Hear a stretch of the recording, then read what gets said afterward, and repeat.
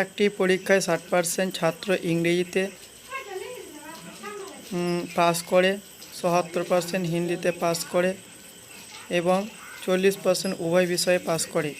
তাহলে আমরা যোগ করে নেব 60% ছাত্র ইংরেজিতে এবং 70% ছাত্র পাস করে হিন্দিতে এবং উভয় বিষয়ে 40% যোগ পাস করে, ওই জন্য বিয়োগ করব 40%। তাহলে কত হবে? 7 6 130 আর বিয়োগ 40 বিয়োগ করলে আমরা কত পাচ্ছি না, দুটোতে বিয়োগ করে হচ্ছে আমাদের 130 থেকে 40 বিয়োগ করলে কত হবে না 90 হবে আমাদের বিয়োগফল।